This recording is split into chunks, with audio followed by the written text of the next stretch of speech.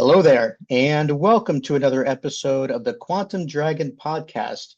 My name is Brian Siegelwax, and I'll be your unqualified host. But with me today is a qualified guest, Niccolò Coppola from Alice and Bob. Hopefully I got that right. But surely you'd like to hear what he has to say. Anyway, sir, would you please introduce yourself? Hi, Brian. Thank you for having me. So I'm the marketing, branding, and communication lead at Alice and Bob.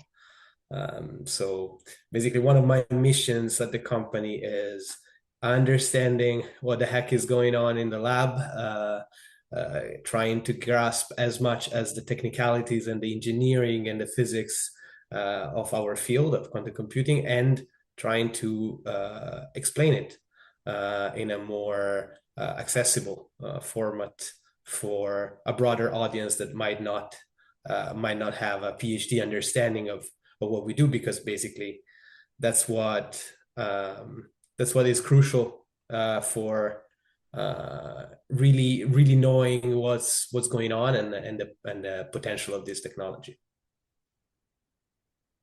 Thank you for that. Let's dive right.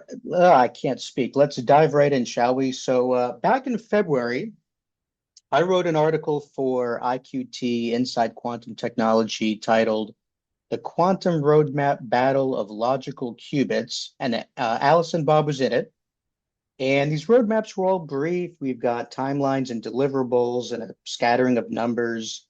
And in contrast to those, Alice and Bob just published a 47-page white paper and a 24-minute, 42-second podcast, a play on words on podcast. And there's a web experience on the way. So what is the inspiration behind this grand production?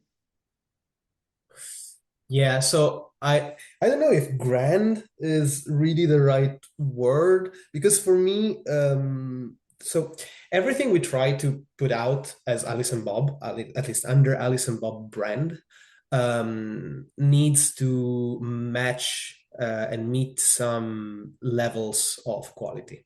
Why I say match? Because in the lab, there's world-class experts, my colleagues, that before publishing anything, before publishing the results of an experiment in a paper, they undergo months and months of review until what they write is perfect.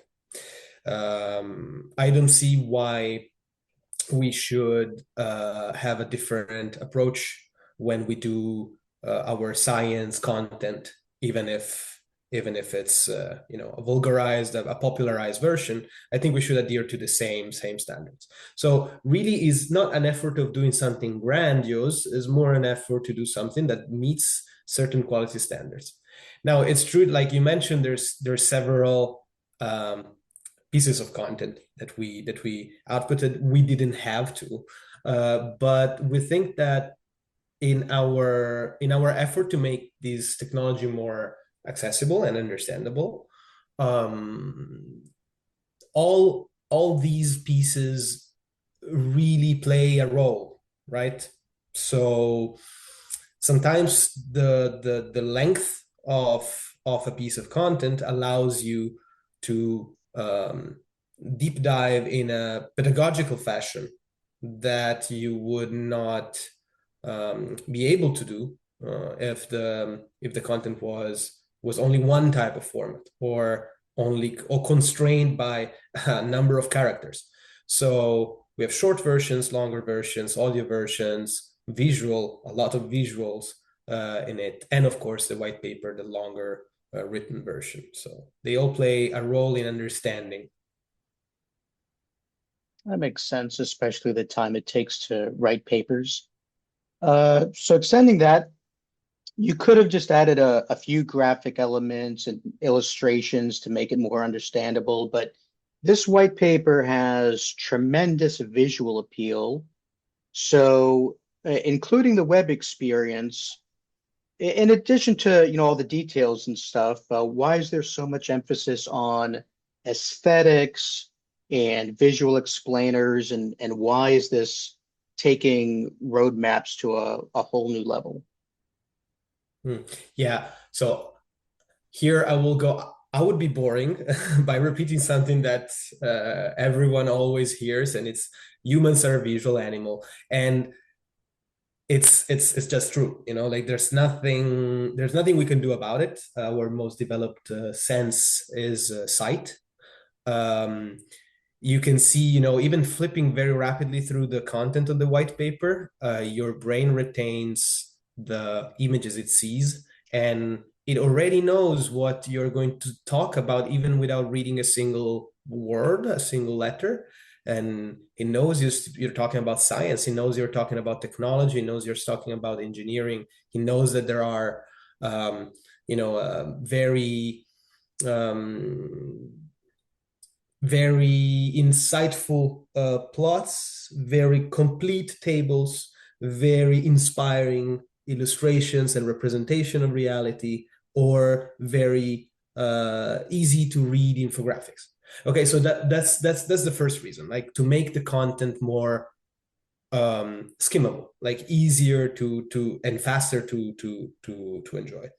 But the second thing is that, of course, once you dive into it and you read the content, sometimes words are faulty. They don't give you a full picture. You can never have a full picture and understanding everything. That's why people get 5 years of PhDs, of 5 years of masters, and then 3 years of PhDs, and many of them a postdoc to have the full picture. Yet, by adding images to words, what you can get is a fuller picture, is a better understanding. So again, another common phrase, like an image tells more than 1,000 words. I don't know if I got it correctly. In Italian, sounds like this at least. And it's true, right? So you can really get meaning, like information you couldn't with just writing. For example, I'm thinking about the pendulum analogy that we have somewhere. So you need to kind of visualize stuff, or the error correction code, or how something scales, or to understand really the footprint size of a useful quantum computer using an approach versus another.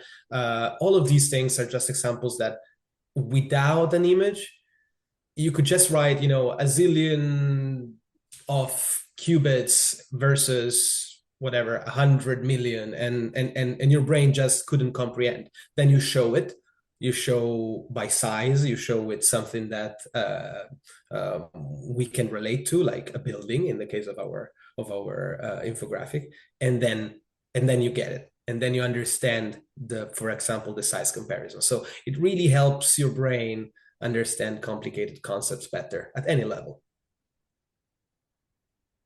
Right, speaking of visual animals, we're also kind of auditory. We listen to lots of music and so forth. I have a theory that absolutely everyone in quantum knows Chris Bishop. So for the podcast, did you select his voice simply because it's easy to listen to, because it is? Or did you take into consideration that his voice might also be easily recognizable, because it also is? And for that matter, why did you feel the need to make the white paper audible at all? Yeah. So let me unpack one after the other, starting from the last. So why Audible, first of all? Well, the simple answer, it's because I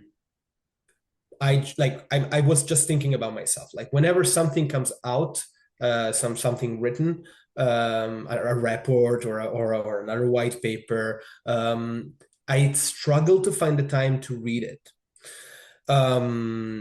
Just I work too much. I have a busy life, and so it's hard to sit down and read stuff.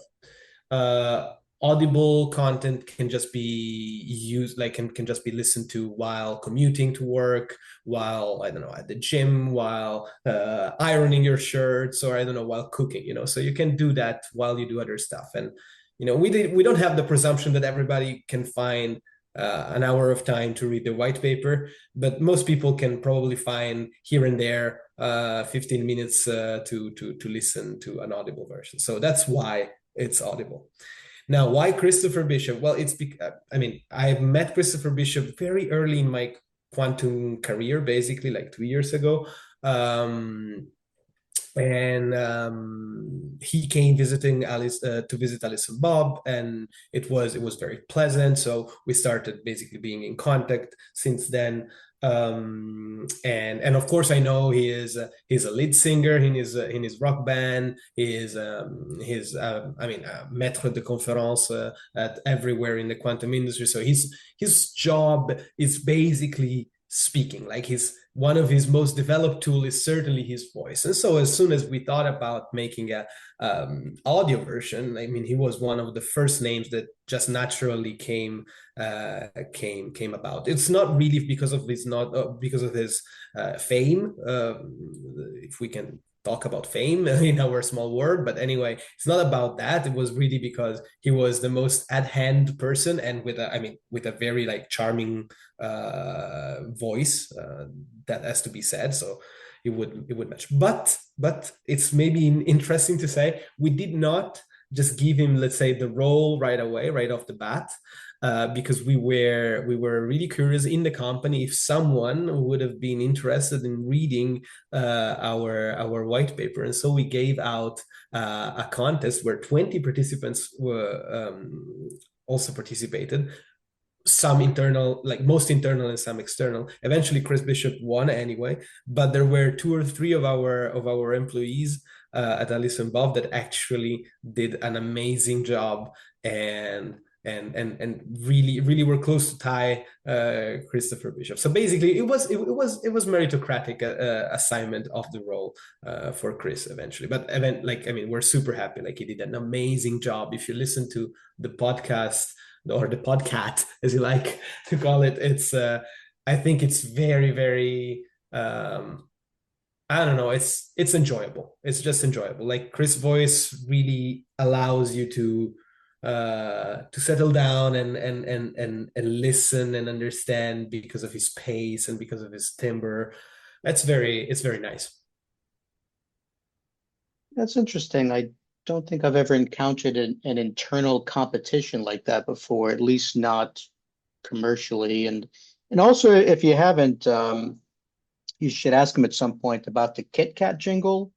I think it was Kit Kat, but anyway, the white paper tells a story. Each section builds on the previous one, kind of like reading a book. Was that ever the intent, to tell a story like that? Of course. If you so we wanted to reinvent a bit the format of a white paper. So it was clear it didn't want to be a paper or a research paper. It didn't want to be a report. So it probably white paper is the closest thing. But really, what I thought about when defining basically artistic direction of this work was a written documentary, right? So, like, as most kids in Italy, I grew up looking at, listening and watching the documentary of Piero Angela. So he's a very famous science communicator in Italy, and now dead. But anyway, he really had this habit and skill in making stories out of science or natural concepts to explain.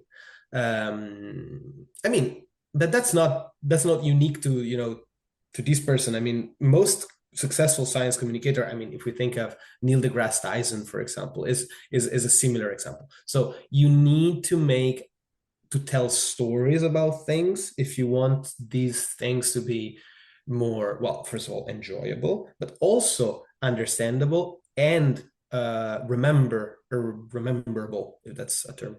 So that can be remembered. So writing a cohesive and coherent story while explaining concepts is just the best way to make sure that someone gets through it all and reads it all, has a good time while doing so, and understands better the concepts and hopefully remembers some of them.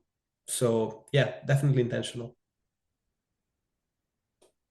Okay, so this written documentary, as it turned out, there are executive summaries throughout the in a nutshell call outs. It's an interesting dichotomy because you've got details and illustrations on the one hand, and you have these brief synopses on the other hand. So I'm curious with the different sized versions, if you'll be sharing an executive summary of the documentary, I'll start calling it, with just these nutshells in it.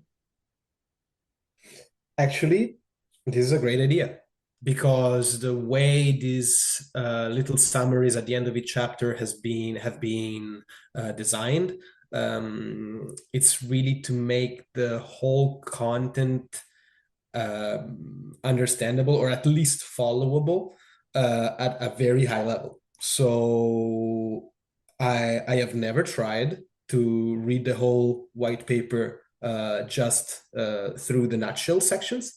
But I will after we're off this call, I'll try it and see if it needs some adaptations. But probably it wouldn't.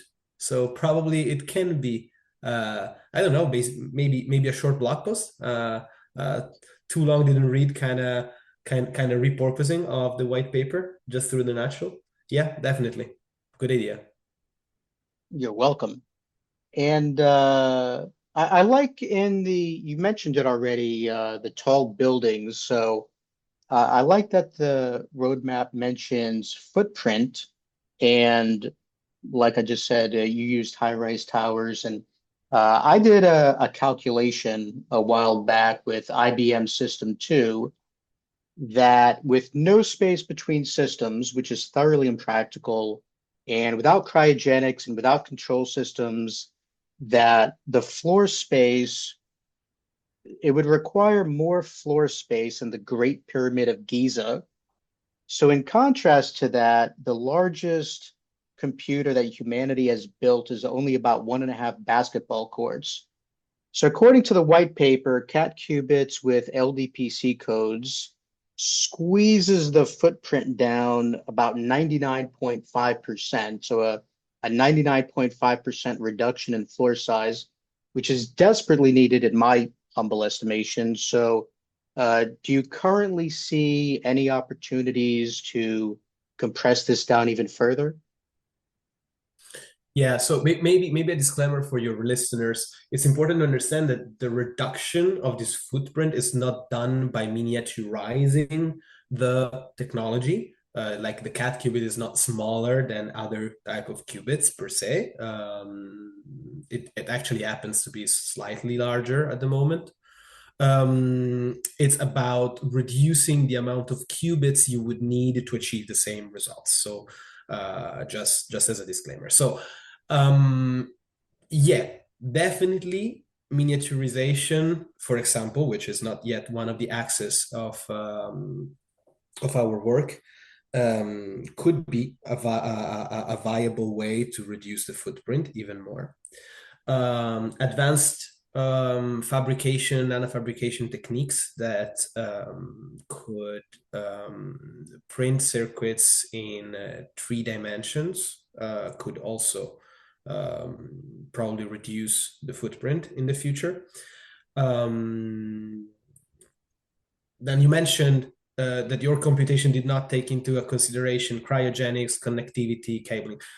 So all of the, or control electronics, all of these things are unfortunately necessary evil. Like, I mean, they are the enabling technologies. Without them, a quantum computer cannot run. So these things have to be taken into consideration in your computation of the total footprint of a quantum system. And these are also undergoing basically developments and miniaturization efforts and also optimization, like without having to make the things smaller, but making the things more capable. So let's say that in one cable, you can carry the signal for 3 qubits instead of only one. Okay. So stuff like that. Yes. So all of these things will happen.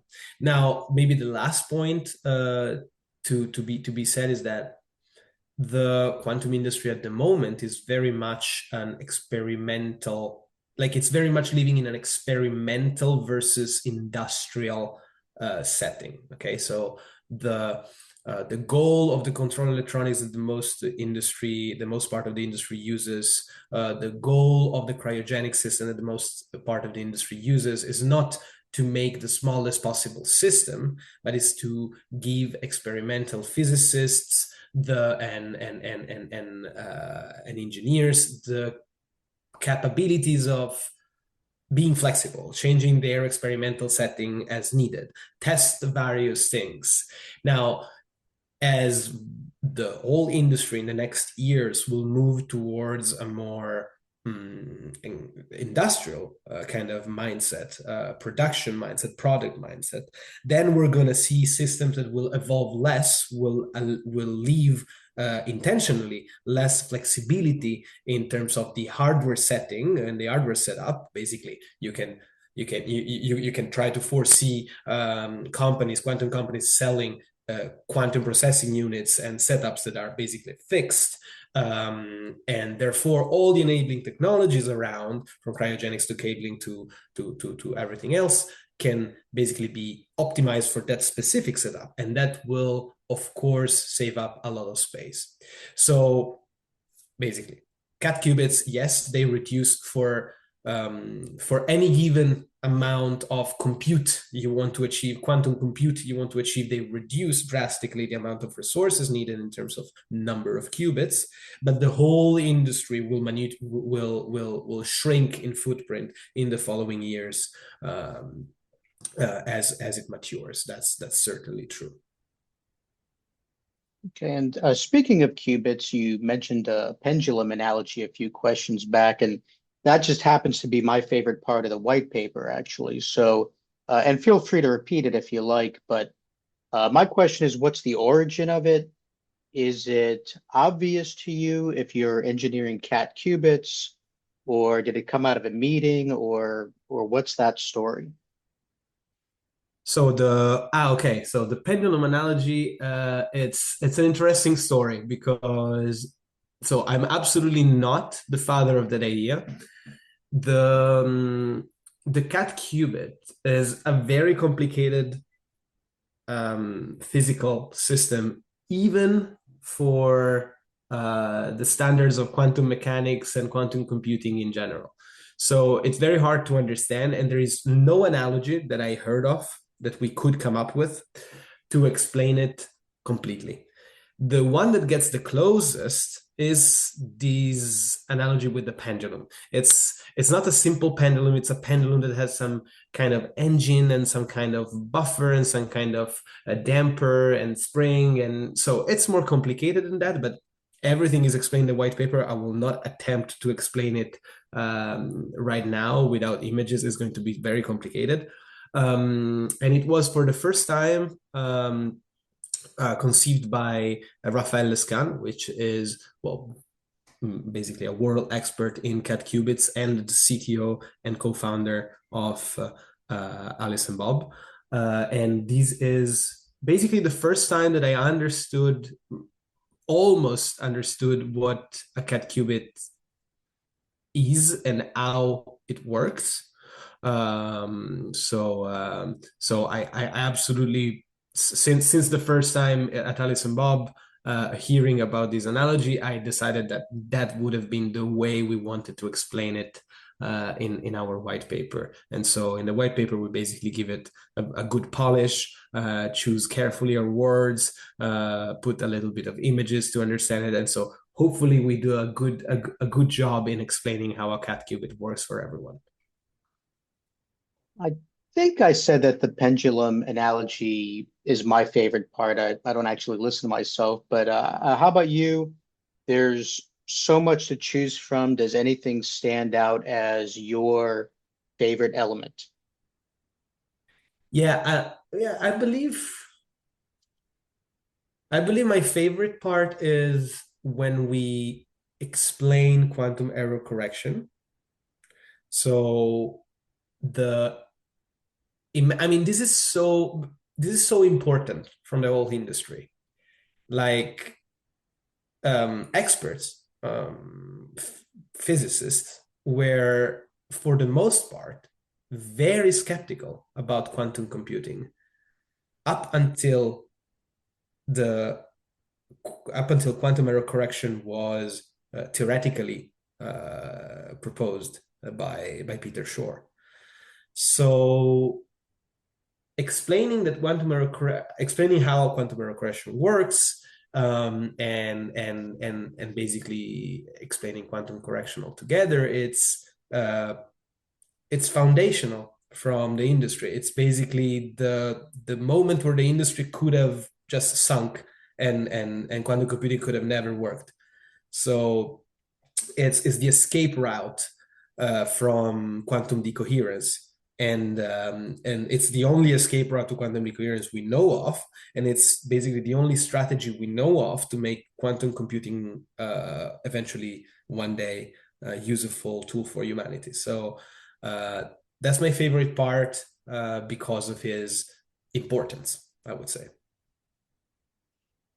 And how about a favorite graphic? For me, the cat with a screwdriver is pretty hard to beat. How about you? Do you have again, it's so heavily illustrated and very visual. Do you have a favorite illustration or graphic? Yeah, you're right. There's a lot to choose from. So I can't not mention the cover. The cover is basically the first the foreground of our cat's eye that's reflecting deep space, which is a hint to our roadmap at the last in the last part of the white paper. So that's absolutely one of the nicest I can think of. And then at page 14, if I'm not mistaken, yeah, it's page 14. It's really the start of the second part of the white paper, the one where we explain quantum error correction, that is titled Escaping the Coherence. There is the image of a black box.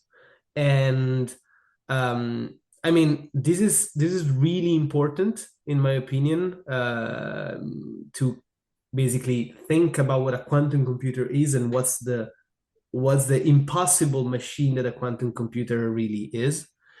Because basically, this impenetrable box summarizes the fundamental paradox of building a quantum computer, which is how can you create a machine that, to be protected from the environment and all the noise that the environment represents, and the fact that this noise destroys your quantum information, how can you create a machine that thinks within this impenetrable box, but at the same time control what happens in there, extract information and results from that?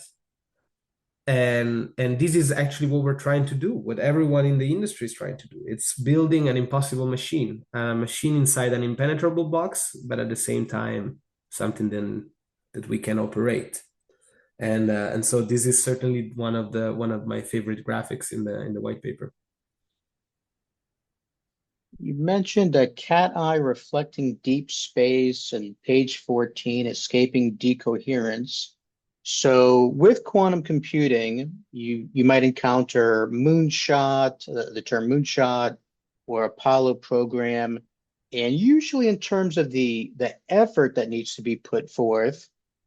But your spaceship analogy is different because, like the page 14 reference, it refers to decoherence, that escaping decoherence is analogous to escaping the Earth's gravity. So where did that spaceship twist come from instead of like moonshot Apollo program type definition to this escaping decoherence analogy?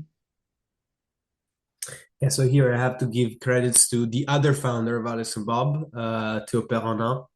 Basically, few weeks after I joined the company, he explained to me that his mission was escaping the coherence. And of course, I didn't have a clue of what he meant.